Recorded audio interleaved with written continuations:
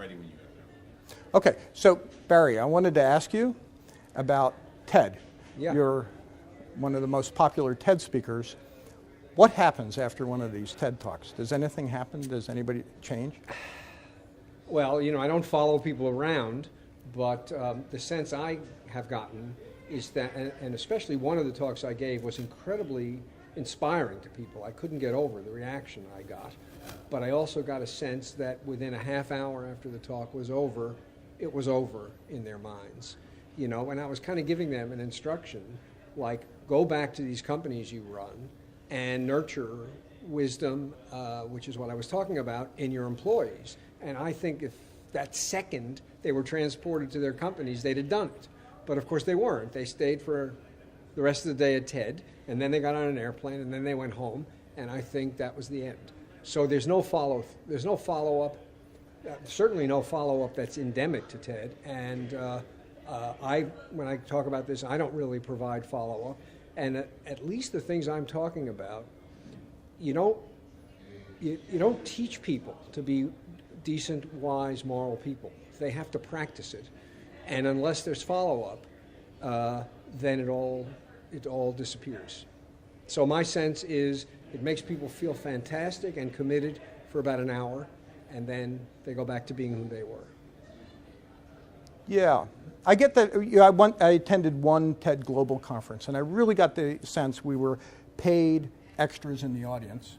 We were there, and we all had this feeling of, yes, we're the good guys. And there was follow-up. There was one guy who contacted me afterwards, and interesting things came from it. Mm-hmm. But here's another question.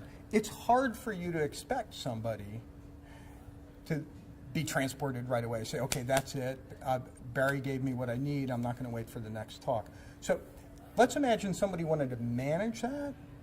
How would they get, if it was their intent to do it, how would they get flooded with 40 talks at a TED conference or 10,000 on the internet and ever make any sense of it and incorporate it into who they are so that they can engage with the world and get the practice? Yeah. I think that it's asking a lot of people to do the integrating on their own. So a tool that will essentially walk them from the inspiring message they heard in the TED Talk to actually incorporating some pieces of it into their lives is helpful. You can't expect people to run a marathon if they've never run a lap around a track. So you get them to run a lap or two around the track. I think the deck of cards that you created is a perfect vehicle for at least instilling in people the kind of stuff that I'm interested in. Character, virtue, concern about doing the right thing.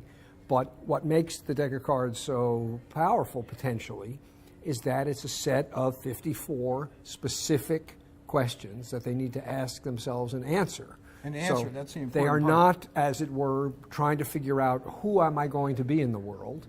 Instead, they're answering more specific questions, and by the time they're done, they will have figured out who they're going to be in the world. Okay, so I designed that with a design philosophies, right? So design is the plan, it's not the implementation, right? And good design starts with good questions. So I put maybe 10 years into the questions.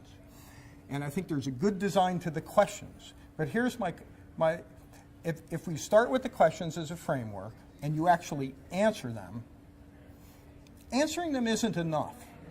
It's a good start, though, but I think, for example, there are all these book groups all over the place.